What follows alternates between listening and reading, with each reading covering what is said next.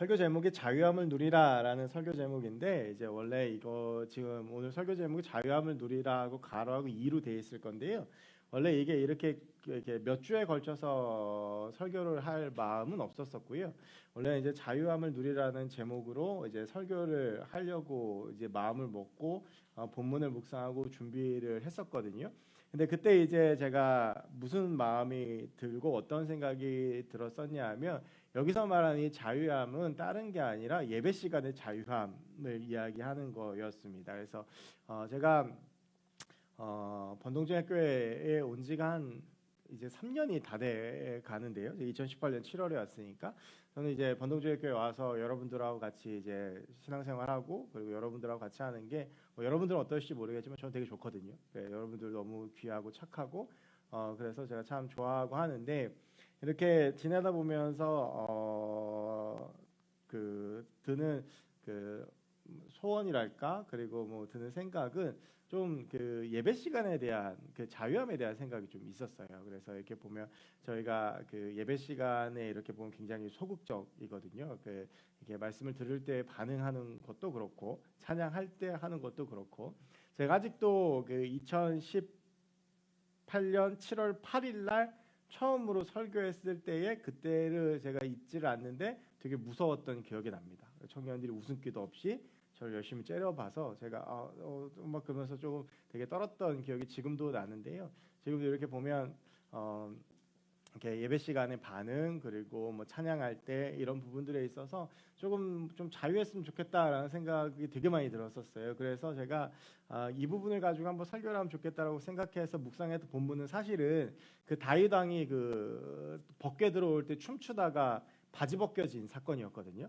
그래서 이제 바지가 벗겨질 정도로 춤추면서 예배하자 원래 이런 말씀을 좀 드리려고 했었는데 거기를 이제 묵상을 하다가 보니까 어쩌다가 제가 그 자유함에 대해서 계속 묵상을 하고 있는데 그게 이제 로마서 말씀을 보게 됐고 그래서 2주 전에 이 로마서 8장 1절부터 4절까지의 말씀으로 나누고 그리고 생각을 했어요. 이 죄에 대한 부분을 나눴으니까 이 부분 나누고 이제는 계속 준비하려고 했던 이 다윗이 춤추면서 바지 벗겨진 부분을 나누면서 우리가 이렇게 좀 자유하게 예배하자라고 하는 부분을 이렇게 하면 되겠다라고 생각을 하면서 그 부분을 준비를 하고 있는데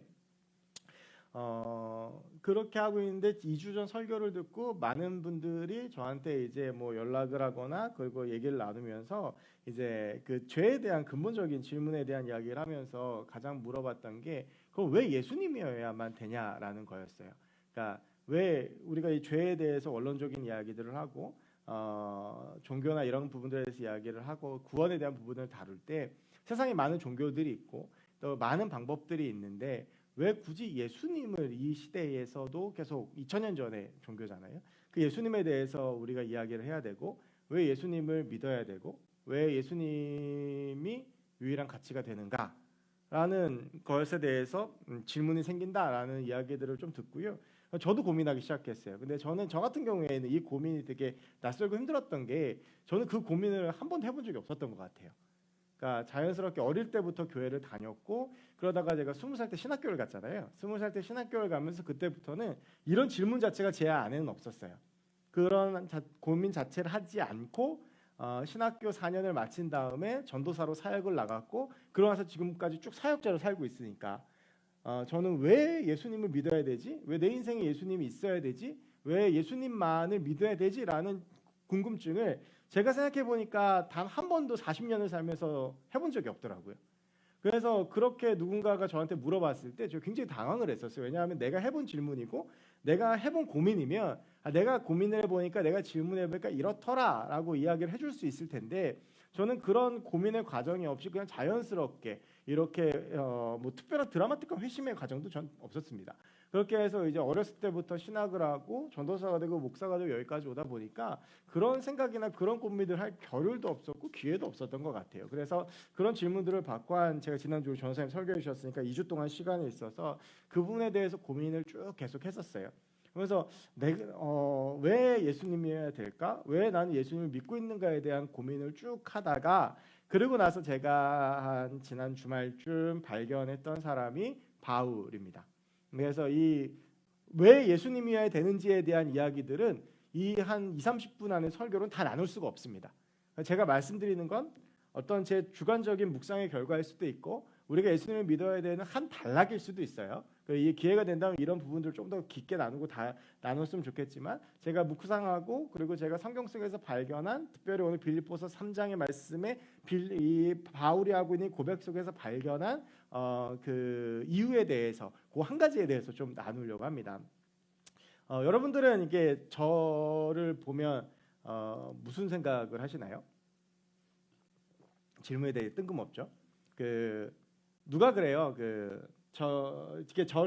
그러니까 정의식 목사 그러면 생각나는 게 주로 이렇게 두 가지가 있던데 하나는 찬양인데 여러분 저 하면 어떤 찬양 생각나세요?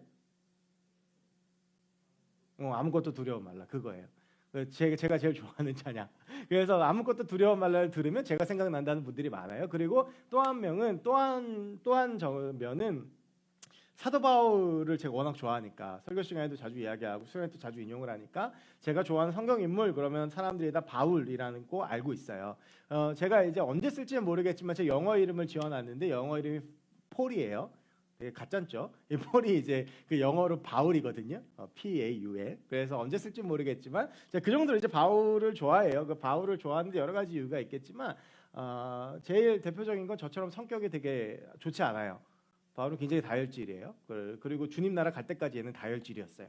그래서 저는 별로 성격이 좋지가 않아서 그런 면에 동질감을 느껴서 바울을 좋아하는 걸 수도 있고 또 이렇게 또 성격이 안 좋은 사람들이 그래도 열정은 있어요. 그래서 특별히 바울은 또 성경에 대한 열정이 있었는데 그런 부분이 매력적이어서 제가 바울을 좋아하는 것 같기도 하고요. 그런데 이제 바울의 인생을 보면 바울의 인생에서 가장 매력적인 건 그의 다이나믹한 인생이에요. 정말 이 인생의 스펙트럼이요. 이렇게 넓은 사람은 사실 없어요. 이 바울이라는 사람을 보면 박해자였다가 이 사람이 사도행전 9장에서 다메섹 도상에서 예수 그리스도를 만나게 되고 그러고 나서 한 10년 동안을 진짜 여기저기서 왕따 당하고 낙향해가지고 막 인고의 시간을 보내다가 그러다가 이제 초대교회 지도자가 되고 막 최초의 선교사가 되고 이런 인생을 살게 되거든요. 그리고 이제 바울은 이따가도 더 자세히 말씀드리겠지만 집안도 좋고 뭐 신분도 높고요. 그러니까 당연히 집에 돈도 있었을 거라고 생각돼요, 제가. 그러니까 그런 어떤 배경도 가지고 있는 사람인데 결국에는 이 사람이 굉장히 낮아지고 그리고는 결국에는 죽게 되는 사형장에서 단두대에서 목이 잘려 죽게 되는 그런 인생을 이제 살게 되는데 그 이제 성경에 참 다이나믹한 인생을 사는 사람들이 많이 나오는데 그 중에 아마 최고는 전 바울일 것 같아요. 그래서 아마 바울이라는 사람한테 매력을 느끼고 끌리는 것 같다라는 생각이 드는데요. 무엇보다 이 바울의 회심 장면이 굉장히 그런데 성경에요. 이렇게 드라마틱하게 회심한 사람이 없습니다. 어떤 한 사건을 통해서 회심한 사람이 거의 없다라고 보시면 돼요. 근데 바울은 우리가 잘 아는 대로 박해자였잖아요. 그래서 막 교인들을 박해하고 사도행전 7장에 초대교회 최초의 순교자가 나와요. 스데반이에요. 그 스데반을 죽일 때 그 현장의 중심에 있었던 사람이 바울이에요. 바울은요 그 당시가 사울이었는데 돌로 스데반을 쳐 죽이지 않았습니다.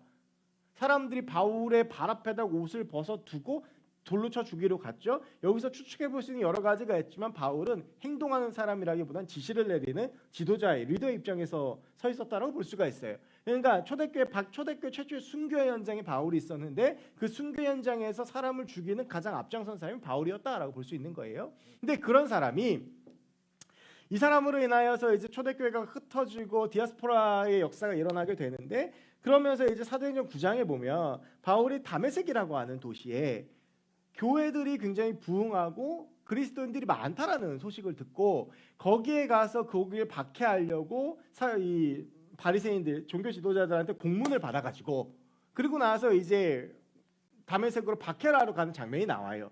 그리고 우리가 잘 알지만 그 박해를 하러 가다가 바울아 사울아 내가 어찌하여 나를 핍박하느냐 누구십니까? 난 네가 핍박하는 예수라라고 하는 음성을 듣고 아무것도 보이지가 않게 돼요.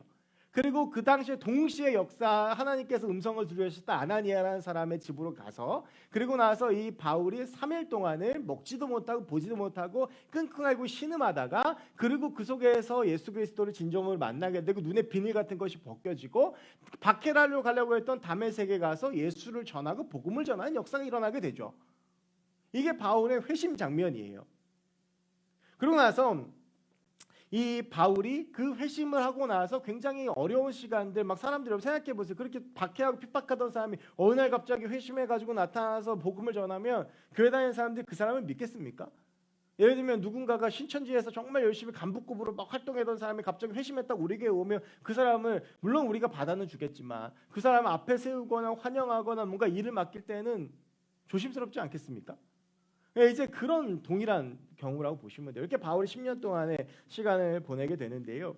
그런데 그렇게 박해하고 핍박했던 바울이 우리가 잘 아는 교회 지도자가 되고 최초의 선교사가 되고 하나님을 위해서 그 인생을 다 불태우는 사람으로 변화가 됐단 말이에요. 물론 거기에는 회심이라고 하는 중요한 사도행전 9장의 사건도 있겠지만 바울이라는 사람이 그 회심으로 인하여서 사역하기 전까지 10년의 시간 그리고 사역을 하면서 과연 어떤 일들이 있었기 때문에 이 바울이라는 사람이 평생을 하나님께 걸 수 있었을까? 라고 하는 이 부분을 좀 보려고 해요. 그러니까 이 부분이 제가 아까 처음에 던졌던 왜 예수여야 하는가? 라고 하는 질문의 한 부분의 답은 될 것 같다라는 생각 오늘 본문을 묵상하다가 들었어요. 오늘 본문은 빌립보서인데요. 이 신약 성경에 보면 바울이 쓴 바울 서신이 13권입니다. 이 13권 중에서 9권은 교회에다가 썼고 4권은 사람한테 썼어요. 그래서 지역의 이름이 붙으면 지역 교회에 보낸 편지예요. 그러니까 빌립보서 그러면 이게 빌립보가 지역 이름이거든요. 그래서 빌립보 교회에 보낸 편지고 사람한테 보낸 편지가 4권이 있는데 디모데전서, 디모데후서, 디도서, 빌레몬서 4권이 있어요. 이거는 사람들에게 보낸 편지예요. 이렇게 바울 서신을 두 부분으로 나눌 수가 있고 또 하나 바울 서신을 두 부분으로 나눌 수가 있는 것은 옥중 서신과 그렇지 않은 서신이에요. 옥중 서신은 뭐냐 하면 말 그대로 옥중 감옥 안에서 바울이 쓴 편지를 말해요. 바울 스스로가 내가 감옥에 갇혔다라고 말하면서 쓴 편지가 성경에 4권이 있어요. 그 4권이 에베소서, 빌립보서, 골로새서, 빌레몬서 이렇게 4권이에요. 추측하기는 아마 디모데후서도 감옥에서 썼을 것이라고 추측은 되어져요. 바울이 왜냐하면 죽기 전에 마지막으로 쓴 책이니까. 그런데 그거는 바울이 명확하게 내가 감옥에 썼다라고 말하지 않기 때문에 옥중서신이라고 분류를 하진 않고요. 옥중서신은 크게 에베소서, 빌립보서, 골로새서, 빌레몬서 4권이에요. 그럼 내가 감옥에 썼다라고 바울이 명시적으로 이야기를 하거든요. 그러니까 우리가 같이 빌립보서를 이해할 때 핵심은 뭐냐 하면 이 책은 바울이 어디서 썼다라는 거예요? 감옥에 썼다라는 거예요. 감옥에 투옥되어져 있는 상태에서 쓴 책이 빌립보서예요. 여러분 혹시 감옥에 갇혀 보셨습니까? 안 갇혀 보셨죠? 감옥에 갇히면 어떨 것 같아요? 저는 그 감옥까지는 아니지만 군대에 있는 영창에서 하룻밤을 잔 적이 있어요. 그때 막 군에 가가지고 처음에 막 열정이 넘쳐서 그 아이들의 마음을 이해하겠다고 영창에 들어가고 하룻밤을 걔들하고 같이 잔 적이 있는데 한숨도 못 잤어요. 불안하기도 하고 누가 갑자기 거기 보면 온갖 애들 다 있었어요. 막 때리고 들어오네, 손목 그어서 들어오네. 그러니까 너무 무서운 거예요. 한숨도 못 잤는데 그냥 그 오는 공기 자체가 답답해요.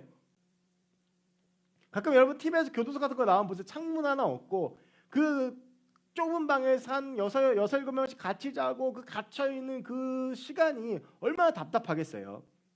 그러니까 감옥이라고 하는 환경은요. 기뻐하고 행복하는 것하고는 거리가 멀어요. 그런데 오늘 바울이 3장 1절에서 감옥 밖에 있는 사람들 감옥 안에 있는 사람이 뭐라고 그러냐면 주 안에서 기뻐하라 라고 이야기를 해요. 굉장히 이것 자체가 쇼킹한 거죠. 그러니까 바울은 감옥 안에서 기뻤던 거예요. 여러분 그래서 빌립보서가 1장부터 4장까지의 말씀을 보면 이게 바울이 감옥에서 쓴 편지인데 이 배경을 없이 빌립보서를 읽어보면 이게 감옥 밖에 있는 사람이 감옥 안에 있는 사람을 위로하기 위해서 쓴 편지인지 감옥 안에 있는 사람이 감옥 밖에 있는 사람한테 쓴 편지가 헷갈려요. 여러분 빌립보서 그러면 우리가 가장 먼저 떠오르는 구절이 어디냐 하면 4장 13절이에요. 내게 능력 주시는 자 안에서 내가 모든 것을 할 수 있느니라. 여러분 이게 감옥에 갇혀있는 사람이 할 수 있을 법한 고백이 아니잖아요. 그리고 빌립보서 4장 6절부터 진짜 아무것도 염려하고 근심하지 말고 너희 강구할 것을 모든 지각에 뛰어난 하나님께 아뢰라. 여러분 이게 감옥에 있는 사람이 감옥 밖에 있는 사람들한테 할 만한 이야기가 아니에요. 그런데 오늘 바울이 이 기뻐함에 대해서 3장 1절 끝으로 그러니까 4장까지 연결이 되지만 바울이 3장부터 마지막 이야기를 쓰고 있거든요. 그러면서 하는 말이 뭐냐면 기뻐하라는 거예요. 기뻐하라고 이야기를 하면서 이 기뻐할 수 있는 이유에 대해서 제가 생각하기엔 바울이 이야기하고 있다라고 봐요.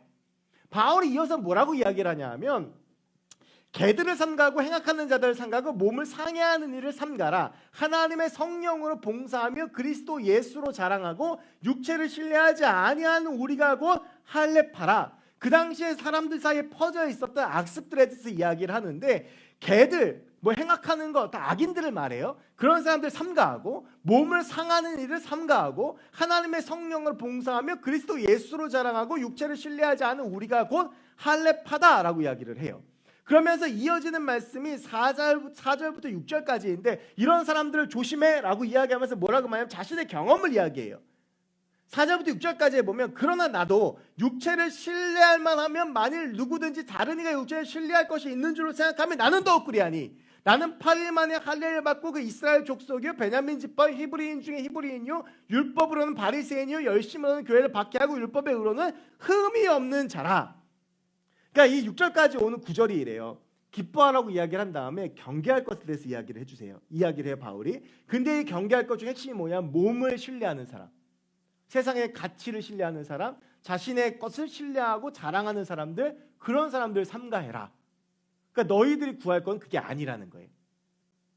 너희들이 구할 것은 내 몸을 자랑하거나 내가 가진 것을 자랑하거나 내가 가지고 있는 세상의 가치를 자랑하거나 그런 것들을 너희들이 구할 게 아니다. 만약 그런 거를 자랑하고자 하면 나 같은 사람은 없다. 난 자랑할 게 많다라는 이야기예요.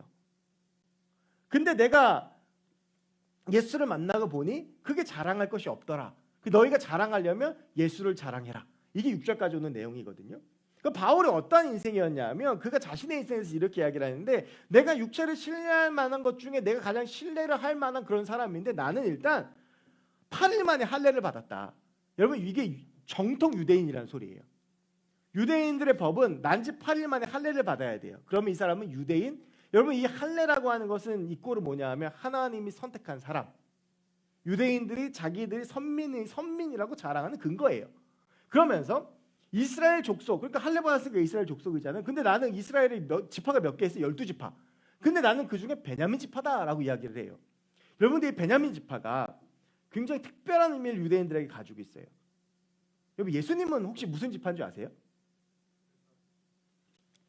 유다 지파예요. 그럼 이스라엘 중에서 가장 중요한 지파 유다 지파겠죠. 그 다음 중요한 지파가 베냐민 지파예요. 왜 그러냐면 첫 번째는 이스라엘의 첫 번째 왕이었던 사울이 베냐민 지파였어요. 그러니까 이스라엘 왕국의 가장 첫 번째 왕이 나온 지파. 그리고 이스라엘이 반으로 쪼개질 때 10개의 지파가 북왕국 이스라엘을 이루었고 유다 지파와 베냐민 지파가 남유다 왕국을 이루었어요. 그러니까 이 남유다 왕국이 정통성이 있거든요. 다윗의 혈통. 그러면 다윗의 혈통 가운데 있는 지파가 엄밀히 말하면 2개밖에 없는 거예요. 유다하고 베냐민. 그러니까 베냐민 지파라고 하는 게 그 당시에 가장 작은 지파긴 했는데 사람들에게 있어서 혈통을 따질 때는 최고였어요. 유다 지파 이상가는. 그러니까 지금 이 사울이라고 하는 사람, 이 바울이라고 하는 사람은 나는 정통 유대인이고 그 중에서도 선택받은 지파다라고 하는 거예요. 이것만 해도 내가 자랑할 게 얼마나 많겠느냐라고 하는 거예요. 나 자랑할 거 많아. 그리고 율법으로는 바리새인이고 그 당시에 바리새인은 가장 그 최상위에 있는 종교 지도자예요. 이 당시에는 이스라엘 유대인들이 종교하고 정치하고 거의 같이 가기 때문에 이 바리새인들이 오히려 정치 지도자들보다도 훨씬 더 많은 힘을 가지고 있었어요. 그러니까 나는 혈통도 좋고 권력도 가지고 있고 율법으로는 흠이 없다. 그리고 그 당시의 교회는 이단이었어요. 그리스도교는. 유대인들 입장에서. 난 그 이단을 앞장서서 박해하던 사람이고 바울이 여기서 이야기하지 않고 있는데 바울이 가지고 있었던 가장 큰 특권은 로마 시민권자라는 거예요. 로마 시민권자는요. 가지고 있는 특권이 여러 가지가 있는데 일단은 억울하면 무조건 로마 황제 앞에서 재판받을 수 있었어요. 그리고 그 당시 예수님이 달려 돌아가신 십자가가 가장 흉악한 죄인을 십자가에 달려 죽이는 방법이었는데 로마 시민권을 가진 사람은 아무리 흉악한 죄를 지어도 본인이 거부하면 십자가로 죽일 수가 없었어요. 특권 계층이에요. 이게 바울이라는 사람이 가지고 있었던 예수 만나기 전의 정체성이에요. 그러니까 나는 이거 봐라. 내가 육체로 자랑하면 자랑할 게 많다는 거예요. 내가 육체로 뭔가 나의 것을 자랑하고 나를 보여주면 정말 많다라고 하는 거예요. 그런데 7절에서 바울이 이 진술을 뒤집어요. 7절이 어떻게 시작하냐면 그러나라고 시작을 해요. 내가 이 많은 걸 가지고 있었어. 그런데 이제 그러나라는 접속사는 뭡니까 여러분? 앞에하고 뒤에 내용 상반될 때 오는 거죠. 앞에 내용을 뒤집을 때. 여러분 지금 이 바울이 가지고 있는 것들이요, 만약 우리가 지금 가지고 있다고 그러면 꽤나 괜찮은 것들이에요. 우리에게 적용시켜 보면 가문도 좋고, 뭐 지금은 이렇게 가문을 그렇게 따지진 않지만 활동 자체가 좋고, 그냥 쉽게 말하면 금수저라는 거죠. 로마의 시민권자 특권층이고, 집에 돈도 많고, 뭐 학문도 뛰어나고, 그 당시에 최고의 학파가 가말리엘 학파인데 바울은 거기서 수학한 사람이에요. 최고의 지식층에 돈도 많고, 그러니까 바울에게 있어서 자랑하지 않을 만한 게 딱 하나 있었는데 그게 뭐냐면 외모였어요. 키가 작고 매부리코에 피부병에 눈 안 좋은 거. 이것 빼고는 자랑할 것 투성이었던 사람이에요. 근데 그 사람이 이 자랑할 것도 쭉 나열한 다음에 뭐라고 말하냐면 그러나. 근데 이 그러나라는 접속사가 붙는 순간 뭐냐 하면 이게 별로 중요한 게 아니더라는 거예요. 그러면서 7절에서 뭐라고 말하냐면 무엇이든지 내게 유익하던 것을 내가 그리스도를 위하여 다 해로 여길 뿐더러. 이 모든 걸 다 해로 여긴대요. 근데 여러분 여기서 해로 여긴다라고 하는 이 해에 헬라어가 뭐냐 하면 제미아라고 하는 말인데, 이게 구체적으로 그 원어의 뜻을 보면 손해라는 뜻이에요. 그러니까 바울이 이렇게 이야기를 하는 거예요. 내가 이전에 가지고 있던 게 다 손해다. 이해가 안 되죠? 아니 가지고 있던 그 모든 것들이 나의 삶을 도와주고 나의 삶을 윤택하게 해주는 것 같은데 오히려 그게 더 손해라는 거예요. 그러면서 이어지는 8절 말씀이 더 충격적인데, 또한 이 모든 것을 손해로 여김은, 해로 여김은 내 주 그리스도 예수라는 지식이 가장 고상하기 때문이라. 내가 그를 위하여 모든 것을 잃어버리고 배설물로 여김은 그리스도를 얻고, 여기서 자기가 누리던 모든 것들을 다 뭘로 여긴다로 얘기하면 배설물로 여긴대요. 그러니까 우리가 배설물 그럼 보통 똥, 오줌 이렇게 생각하잖아요. 근데 이게 이제 이것도 헬라어로 보면 스기발론이라는 건데 쓰레기, 폐기물을 이야기를 해요. 그러니까 아예 가치가 없는 거. 그러니까 내가 전에 누리던 많은 것들이 있는데 지금 와서 보니까 그게 다 쓰레기라는 거예요. 아무 가치가 없고 나한테 손해가 되는 거라는 거예요. 자, 그러면 왜 바울이 이렇게 생각하는지에 대한 근거가 있어야 되잖아요. 이 근거가 8절에 나오는데 그게 뭐냐 하면 내 주 그리스도 예수라는 지식이 가장 고상하기 때문이라 라고 이야기를 해요. 그럼 우리가 이 문장을 이해하려면 어떤 단어를 제대로 해석을 해야 되냐 하면 이 고상이라는 단어를 해석을 해야 돼요. 그러니까 내 주 예수 그리스도 아는 지식이 가장 고상하기 때문에 내가 이 모든 것들을 다 버릴 수 있다라는 거잖아요. 그럼 과연 이게 뭐기 때문에 바울이라는 사람이 예수라고 하는, 예수 안 믿어도 잘 살 것 같은데 오히려 예수를 안 믿어야 잘 사는 인생이에요. 예수를 믿었기 때문에 누리고 있던 것들을 다 손해로 여기고 누리고 있던 모든 것들을 다 폐기물처럼 버렸던 인생이잖아요. 세상적으로 보면 예수 없이 사는 게 더 행복한 인생이에요. 그런데 과연 그리스도 아는 지식의 고상함이 무엇이기에 바울이 그 모든 것들을 손해로 여기고 그리스도를 선택했느냐라고 하는 거예요. 그래서 우리가 이 질문을 이해를 하려면 이 고상이라는 단어가 과연 무엇을 의미하냐라는 것을 봐야 돼요. 이게요, 한글로는 해석이 안 돼요. 우리가 보통 고상하다 그러면 떠오르는 이미지가 있는데 그걸로 이 본문을 해석할 수가 없어요. 그래서 이 고상이라는 말을 해석을 하려면 원어를 봐야 돼요. 왜 이 말을 썼느냐, 바울이? 이 고상이라고 하는 말은 휘페레코라는 뜻이에요. 이 휘페레코라고 하는 헬라어의 뜻은 능가하다, 우수하다라고 하는 뜻이에요. 그러니까 예수 그리스도를 아는 지식이 내가 지금 가지고 있는 모든 것들을 다 어떻게 한다는 거예요? 능가한다. 능가할 정도로 우수하다. 내가 이 그리스도를 아는 지식이 있기 때문에 기존에 누리던 모든 것들을 다 폐기물로 여기고 포기하고 버릴 만큼 능력이 있고 능가하는 힘이다라고 바울이 이야기를 하고 있는 거예요. 그래서 9절에서 바울이 이렇게 얘기하죠. 그 안에서 발견되려 함이니 내가 가진 의는 율법에서 난 것이 아니요 오직 그리스도를 믿음으로 말미암는 것이니 곧 믿음으로 하나님께로부터 난 의라. 바울이 일평생을 누리지 못했던 이 능가함을 예수 그리스도를 만나고 그분과 함께하는 순간 누리게 된 거예요. 자, 여러분, 그러면 이 휘페레코를 오늘 우리의 삶에 적용해서 조금 더 쉬운 말로 표현하면 뭐라고 표현할 수 있을까요? 그 단어가 만족이에요. 바울이 그 많은 세상의 것들을 누리고도 얻지 못했던 만족, 그 능가함을 어디서 얻었냐면 그리스도를 아는 순간, 그 지식을 아는 순간, 예수 그리스도, 이게 예수 그리스도 아는 지식이 예수 그리스도를 안다라는 뜻이거든요. 그리스도를 아는 순간 만족함이 생긴 거예요. 여러분, 바울이라는 사람은 예수 만나기 전에 일평생 진리를 위해서 싸웠던 사람이에요. 그래서 자기가 진리라고 생각했던 그 유대교 가치를 지키기 위해서 스데반도 죽이고 사람들도 죽였는데 문제는 그 속에서 만족함이 없었어요. 그러니까 다메섹으로도 사람 죽이러 가는 거예요. 그런데 그가 예수를 만나는 순간 그 마음 가운데 만족함이 생긴 거예요. 여러분, 성경에 보면 이와 비슷한 인생의 여정을 사는 사람 요한복음 3장에 나오는데 그가 누구냐면 니고데모예요. 여러분, 니고데모는 신분이 어떤 신분이었냐면 산헤드린 공회의 공회원이었어요. 이 산헤드린 공회가 어느 정도 위치냐 하면 유대인들 사회에서 일어나는 가장 중요한 일들을 결정하는 단체 72명의 사람들이 이루어져 있어요. 그래서 예수님을 십자가에 못 박아 죽이는 것도 이 산헤드린 공회가 의결을 한 거예요. 니고데모가 그 공회에 속한 사람이었어요. 그런데 요한복음 3장에 보면 그가 어느 날 몰래 밤에 예수님을 찾아가요. 그리고 그 예수님과 영생과 거듭남에 대해서 토의를 해요. 일평생 바리새인으로 율법에 정통하며 살았지만 영혼의 만족을 얻지를 못했던 거예요. 그래서 소문을 듣고 예수라는 사람을 찾아간 거예요.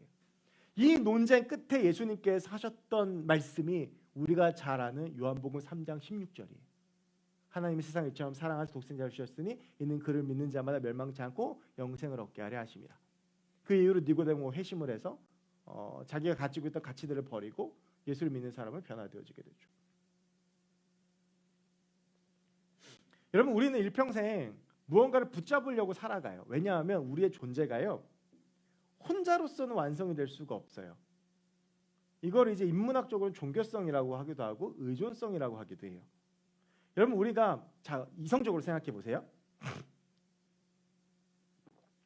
혼자 사는 것과 결혼하는 것과 어느 게 더 편할까요? 혼자 사는 게 편해요. 편한 걸로 치면. 결혼하면요, 불편해요. 제가 지금 올해 5월 1일이 되면 11년인데 불편해요. 저 괜찮아요? 불편해요. 혼자 쓸 수 있는 돈을 넷이서 나눠 써야 되고요. 메뉴를 골라도 이제는, 그러니까 제가 저희 집에 서열이 한 4위 정도 되거든요. 4명이니까. 저희 집은 다행히 강아지는 없어요. 강아지가 있으면 더 밀리는데. 그냥 이제 뭐 먹고 싶은 것도 마음대로 못 먹고, 뭐 모든 걸 할 때 가족들하고 협의를 해야 돼요. 이제는 점점 애들 눈치가 보일 나이도 됐어요. 내가 하고 싶다고 뭐 못해요. 제 취미 마음껏 못 누려요. 알잖아요? 결혼하는 것과 혼자 사는 게 뭐가 더 편해? 혼자 사는 게 편해요. 근데 다 결혼하고 싶어 해요. 불편한 걸 몰라서 그럴까요? 아니요, 불편한 거 알아요. 근데 결혼하고 싶어 해요. 왜냐하면 그게 우리 안에 있는 의존성이에요. 혼자 있으면 외롭고. 여러분, 혼자 있는 것도 편하지 않아요? 내 마음대로 선택할 수 있고 내 마음대로 볼 수 있고. 저는 가끔 우리 표정사님이 부러울 때가 있어요. 제가 주일 저녁마다 카톡하는데 주일날 사역 마치고 집에 들어가는데 아무도 없으면 너무 행복할 것 같아. 이게 다른 게 오해하시면 안 돼요. 힘들고 피곤한데 혼자 가서 좀 쉬면 좋잖아요. 근데 저는 이제 집에 들어가면 또 애들이 집에 들어가는 순간부터 야구하자 뭐하자 그러면 또 놀아줘야 되고 왔고 뭐 마당에서 뭐 하고 그러다 보면 어느 순간 막 귀에서 피날 것 같은 때가 있어. 막 힘들어. 뭐 그런 때가 있어요. 그러면 혼자 있는 게 되게 편해. 근데 표정사님은 저를 되게 부러워해요. 이렇게 아름다운 아내와 토끼 같은 자식들이 있고, 수습하는 거 아니에요? 이런 거 있는 삶을 되게 부러워해요. 왜? 혼자 있는 게 편한데 불편한 사람을 부러워하는 거. 이게 왜 그러냐면 의존성이에요. 자, 그러면 결혼을 해요. 결혼을 하면 행복할까요? 행복하죠. 늘 행복할까요? 아니에요. 결혼을 하면 만족이 있을 것 같은데 만족하지 못하는 것도 많아요. 이 관계 속에서, 남편과의 관계 속에서 우리가 뭔가를 의존하고 계속 뭔가를 기대고 붙잡으려고 하는데, 근데 그걸 붙잡는데 그 안에서 만족을 누릴 수가 없어요. 다 돈 많으면 얼마나 있으면 우리가 만족할까요? 아무것도 없으면 100만 원만 있으면 만족할 것 같아요. 100만 원 있으면 만족할까요? 아니에요, 여러분. 우리가 자꾸 세상의 것들로 나를 채우려고 만족하려고 계속 그것들을 붙잡는데 재밌는 건 그걸 붙잡으면 또 욕심이 생겨요. 붙잡으면 또 욕심이 생겨요. 붙잡으면 또 욕심이 생겨요. 그러니까 만족함이 없는 거예요. 그게 사람 마음이에요, 여러분. 제가 결혼할 때 뭐 스토리 아시는 분은 아시겠지만 제가 매주 서울에서 마산을 왕복했던 사람이에요. 그 정도로 저희 와이프를 사랑했고 정말 이 사람하고만 결혼하면 내 인생이 행복하고 정말 너무 만족하고 너무 좋을 줄 알았거든요. 결혼하는 그날 저녁부터 싸우기 시작해가지고 진짜 2년 동안 매일 싸웠어요. 그게 여러분 우리가 쫓고 있는 만족함을 줄 수 있는 것이라고 생각하는 세상의 실체예요. 바울이 누렸던 게 그런 것들이거든요. 근데 바울은 오늘 4장부터 6절까지에서 뭐라고 말하는 거냐 하면 나는 이거 다 누렸는데 그 속에서 만족함이 없었다라는 거예요. 근데 그 만족을 어디에서 누렸다라는 거예요? 예수 그리스도를 아는 순간 누렸다라는 거예요. 왜 예수님이어야 하는가? 적어도 오늘 본문에서 할 수 있는 이야기는 그 누구도 줄 수 없는 그 어느 것도 줄 수 없는 사람이 줄 수 없는 물질이 줄 수 없는 세상을 줄 수 없는 만족함을 우리 주님 우리에게 주세요. 근데 여러분 이게 이제는 우리가 그런가 보다고 생각하는데 진짜 중요한 건 뭐냐면 이걸 이제 경험해야 되는 거잖아요. 그 경험을 하기 위해서는 시간이 필요하고 그 경험을 하기 위해서는 내가 어떻게든 내 모든 걸 걸고 그분 안에 있어 보려고 애쓰고 몸부림쳐야 되는 거예요. 그냥 여러분 이게 보세요. 그래 예수 안에 만족함이 있대. 그리고 나서 돌아서면요 아무 만족함도 여러분 안에 없어요. 사도 바울이 이 만족함을 누리는 데까지 적어도 걸렸던 시간이 10년이에요. 예수님의 제자들이 예수님을 매일 따라다니면서 3년 동안 그 만족함을 누리지 못해서 어떻게 된 거예요? 예수님을 가룟유다가 팔고 다 도망간 거예요. 여러분 이게 그렇게 쉽게 되는 게 아니에요.